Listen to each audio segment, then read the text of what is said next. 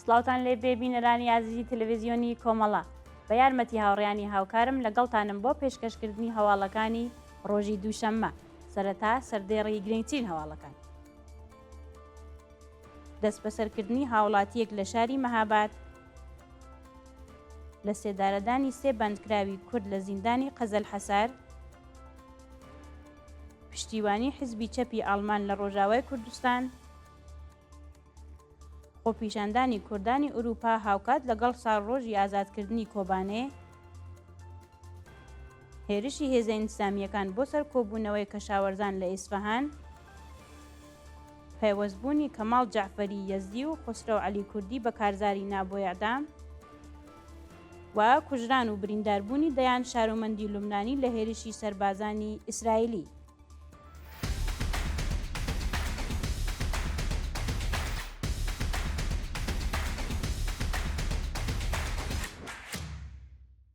دەست بەسەرکردنی هاوڵاتیەک لە شاری مەهاباد. ڕۆژی یەکشەممە هەفتی ڕێبەندان شارۆمەندێکی خەڵکی مەهاباد بە ناوی زاگرۆز ڕەسووڵی لەلایەن هێزە ئەمنیەتیەکانەوە دەست بەسەر کرا. بەپێی زانیاریەکان هێزە ئەمنیەتیەکانی ڕژیم بەبێ بەڵگەی قەزایی هێرشیان کردوتە سەر شوێنی کاری زاگرۆز ڕەسووڵی و ناوبراویان بە توند و تیژیەوە دەست بەسەر کردووە. شایانی باسە کە پاش مانگرتنی سەرکەوتووانەی خەڵکی کوردستان شەپۆلێک لە بانکهێشت و ڕفاندنی چالاکانی کرێکاری و مەدەنی لە شارەکانی کوردستان دەستی پێکردووە و پێشێلکاریەکانی کۆماری ئیسلامی لە بواری مافی مرۆڤدا درێژەی هەیە. لە سێدارەدانی سێ بەندکراوی کورد لە زیندانی قەزەلحەسار بەیانی یەکشەممە هەفتی ڕێبەندان حکمی ئیعدامی سێ بەندکراوی خەڵکی هەرسین بە تۆمەتی پەیوەندیدار بە مادەی هۆشبەر لە زیندانی قەزەلحەساری کەرەج جێبەجێ کرا. بەپێی راپۆرتی کانونی مافی مرۆڤی ئێران سێ بەندکراو بە ناوەکانی فەرهاد فەردینی، سەمەد هاشمی و فەرزاد میرزایی کە پێشتر بە تۆمەتی پەیوەندیدار بە مادەی هۆشبەر دەست بەسەر و بە ئیعدام مەحکوم کرابوون ڕۆژی یەکشەممە لە ناکاودا لە سێدارە دراون. ناڕوونی چارەنووسی مێرمنداڵێکی دەست بەسەر کراو لە شاری سنە. بەپێی راپۆرتی کۆڵبەر نیوز چارەنووسی مێرمنداڵێکی خەڵکی سنە بە ناوی پارسا ڕوستەمی تەمەن 17 ساڵ کە پاش مانگرتنی بازاڕیانی ئەو شارە دەست بەسەر کرابوو بە ناڕوونی ماوەتەوە. ڕۆژی چوارشەممە سێ ڕێبەندان بازاڕیانی شاری سنە دژ بە سزای ئیعدامی پەخشان عەزیزی و وریشە مرادی مانیان گرت. 16 چالاکی کرێکاری، کاسبکار و چالاکی مەدەنی لەلایەن هێزەکانی حکوومەتەوە دەست بەسەر و ڕەوانەی گرتوخانەی ناوەندە ئەمنیەتیەکان کراون. یەک لەو کەسانە پارسا ڕوستەمی مێرمنداڵی تەمەن 17 ساڵە کە بە دوواداچوونی بنەماڵەکەی بۆ بەدەستهێنانی زانیاری لەسەر چارەنووسی بێ ئاکام بووە و نیگەرانی دۆخی تەندروستی ناوبراون. پشتیوانی حیزبی چەپی ئاڵمان لە ڕۆژاوای کوردستان. جانسۆ ئۆزدمیر نوێنەری حیزبی چەپی ئاڵمان بۆ هەڵبژاردنی مەجلیسی ئەو وڵاتە لە وتارێکدا پشتیوانی حیزبەکەی لە شۆڕشی خەڵکی ڕۆژئاوای کوردستان بە فەرمی ڕاگەیاند. جانسۆ ئۆزدمیر کە کورد و خەڵکی باکووری کوردستانە بە وتنەوەی دروشمی ژن ژیان ئازادی ڕەخنەی توندی لە ئانالینا بیربووک وەزیری دەرەوەی ئەو وڵاتە گرت کە وتبووی کوردەکانی سووریا ئەبێت چەکدا بنێن و تەسلیمی حکوومەتی ئیسلامگەرای ئەو وڵاتە بن و ڕایگەیاند. حیزبەکانی ئاڵمان لەوانە حیزبی سەوز و بیربووک لەسەر و یانەوە دروشمی ژن ژیان ئازادی وەکو ئامرازێک بۆ گەیشتن بە ئامانجەکانیان بەکار دەبن. بەڵام ئێمە پشتی ژنان و پیاوانی ئازادی خوازی ڕۆژئاوای کوردستان بەرنادەین و یارمەتی هەموو گەلی سووریە ئەدەین کە بە ئازادی و دیموکراسی ڕاستەقینە بگەن. گیان لەدەستان و برینداربوونی 17 کەس لە ڕۆژئاوای کوردستان. ڕۆژی یەکشەممە هەفتی ڕێبەندان دەوڵەتی تورکیا و گروپە جیهادیەکانی سەر بە وڵاتە هێرشێکی چڕوپڕیان کردە سەر بەنداوی تشرین و عین عیسا و بەو هۆیەوە 2 منداڵ گیانیان لەدەستا و 15 کەسی دیکە بریندار بوون. ڕۆژی ڕابردوو فڕۆکە بێفڕۆکەوانەکانی دەوڵەتی تورک و تۆپهاوێژی جیهادیەکانی سەر بە وڵاتە هێرشێکی گەورەیان کردە سەر شەڕوانان لە بەنداوی تشرین و عین عیسا. کاتێک هێرشەکانیان شکستی هێنا خەڵکی مەدەنیان کردە ئامانج و لە ئەنجامی ئەو هێرشانەدا 2 منداڵ لە عین عیسا گیانیان لەدەستا و منداڵێکی دیکە بریندار بوو. هەروەها 14 کەسی مەدەنی لە کۆبوونەوەی مانگرتوانی سەربەنداوی تشرین لە هێرشی پەهبادی تورکیادا بریندار بوون. شایانی باسە کە هێزەکانی سووریای دموکراتیک لە ڕاگەیانێکدا ناسناوی 8 شەڕبانی دیکەی بڵاو کردەوە کە لە ناوچەی جیاجیەکانی ڕۆژئاوای کوردستان و لە شەڕ و پێکدادان لەگەڵ تروریستان گیانیان بەخت کردووە. خۆپیشاندانی کوردانی ئوروپا هاوکات لەگەڵ ساڵڕۆژی ئازادکردنی کۆبانێ. ڕۆژی یەکشەممە 7 ڕێبەندان و هاوکات لەگەڵ دەهەمین ساڵڕۆژی ئازادکردنی کۆبانێ کوردانی دانیشتووی ئاڵمان، فەڕەنسا، هۆلەند، ئیسپانیا و ئیتالیا بۆ پشتیوانی لە بەرخۆدانی خەڵکی ڕۆژئاوای کوردستان ڕژانە سەر شەقام و دژ بە دەوڵەتی تورکیا خۆپیشاندانیان کرد. بەپێی راپۆرتەکان کوردانی ئازادی خواری هەر 4 پارچەی کوردستان لە شارەکانی فرانکفۆرت، گوڵن و چەند شاری دیکەی ئاڵمان، بۆردۆ و مارسە لە فەڕەنسا، بارسلۆن لە ئیسپانیا و ئامستردام لە هۆلەند و ڕۆم لە ئیتالیا دژ بە هێرشەکانی تورکیا بۆ سەر ڕۆژئاوای کوردستان خۆپیشاندانیان کردووە و خوازیاری کاردانەوەی توندی کۆمەڵگای جیهانی لە ئاست جەنایەتەکانی دەوڵەتی تورکیا و گروپە جیهادیەکانی سەر بە وڵاتە لە ڕۆژئاوای کوردستان بوون.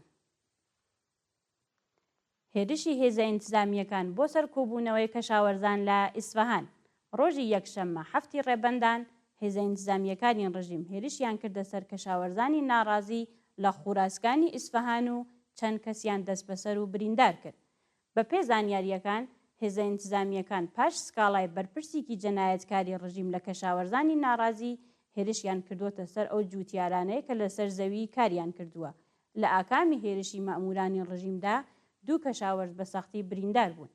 پاش ئەو ڕووداوە کەشاوەرزانی خووراسکانی دژ بە کۆماری ئیسلامی خۆپیشاندانیان کردووە، بەڵام هێزە تایبەتەکانی ڕژیم کۆبوونەوەکانیان سەرکوت و چەند کەسیان دەست بەسەر کردووە.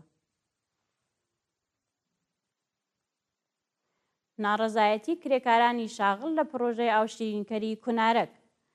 ڕۆژی یەکشەممە 7 ڕێبەندان کرێکارانی بەلوچی شاغڵ لە شێرکەتی سارابسازانی کەهیر کە لەسەر پرۆژەی ئاوشیرینکەری شارستانی کونارەک کار دەکات لە ئاست هەڵاواردن و نەدانی حەقدەست ناڕەزایەتیان دەربڕی.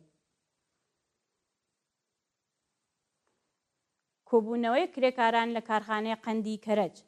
کرێکارانی شاغڵ لە کارخانەی قەندی کەرەج ڕۆژی یەکشەممە 7 ڕێبەندان دژ بە نەدانی داخوازیەکانیان کۆبوونەوە. بە پێ زانیاریەکان پرۆژەی وەبەرهێنان لە ساڵی ڕابردوو لەو کارخانە ڕاگیراوە و کرێکاران لە بلا تەکلیفیدا ماونەتەوە. کرێکاران دەڵێن 6 مانگە حەقدەستیان وەرنەگرتووە و بەهۆی نەدانی حەقی بمەکانیان بە ڕێکخراوی تەمین ئیجتیماعی ناتوانن سەردانی ناوەندە دەرمانیەکان بکەن. کرێکارانی ناڕازی داوا دەکەن چارەنووسی پیشەیان ڕوون بکرێتەوە، کاری وەبەرهێنان لە کارخانە دەست پێ بکاتەوە و حەقدەستەکانیان پەرداخت بکرێت. گیان لە دەستان و برینداربوونی 5 کرێکار لە چەند شاری ئێران. ڕۆژی یەکشەممە 7 ڕێبەندان کرێکارێک و سوختبەرێک لە شارەکانی تاران و گوڵشەن گیانیان لە دەستا و سوختبەرێک و 2 کرێکاری دیکە لە تاران، مەشهەد و گوڵشەن بریندار بوون. ڕۆژی ڕابردوو کرێکارێکی پاکبانی لە شارەداری تاران لە کاتی کارکردندا بەهۆی ڕووداوی هاتوچوو گیانی لە دەستا. لە ناوچەیەکی دیکەی تاران کرێکارێکی بیناسازی بەهۆی ڕوخانی دیوار بەسەریدا بریندار و ڕەوانەی نەخۆشخانە کراوە. لە شاری مەشهەد کرێکارێکی شاغڵ لە فرۆشگای پارچەی یەدەکی ئۆتۆمبیل بەهۆی ئاگرکردنەوە بریندار و لە نەخۆشخانە بەستەری کرا. لە شارستانی گوڵشەن 2 سوختبەر بەهۆی تەقینەوەی مین بریندار بوون کە یەکێکیان بە ناوی محەممەد گۆمشازدەهی بەهۆی قورسی برینەکانی گیانی لە دەستاوە.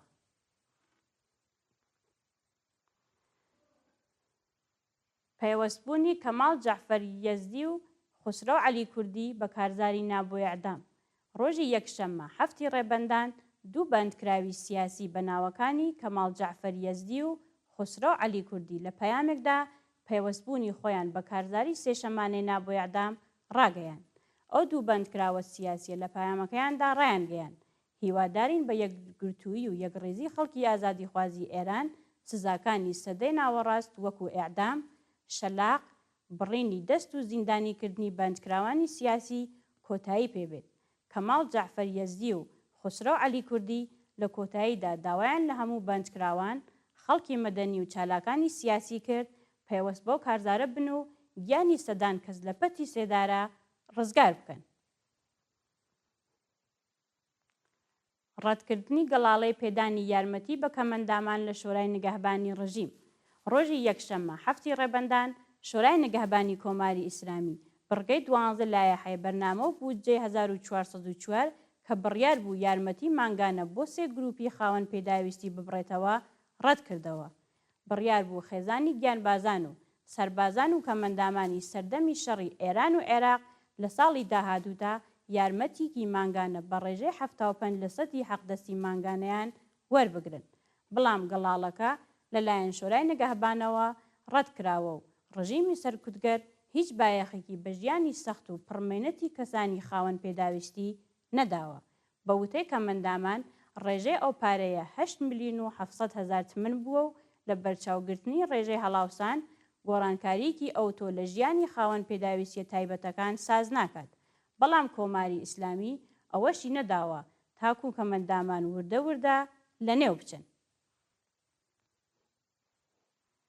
و دوایین هەواڵمان سەبارەتە بە کوژدان و برینداربوونی دەیان شارومەندی لوبنانی لە هێرشی سەربازانی ئیسرائیلی.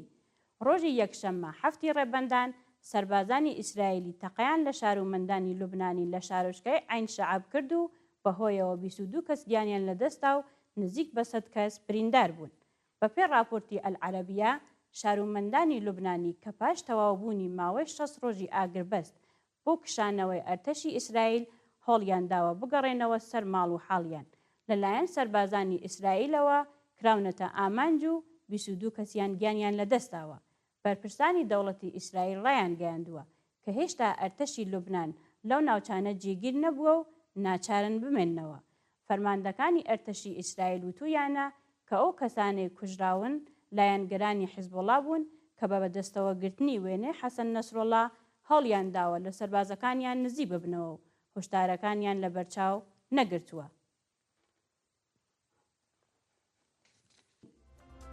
بینەرانی عەزیز و خۆشەویست هەواڵەکانتان پێشکەش کرا. هەر شاد بژیت.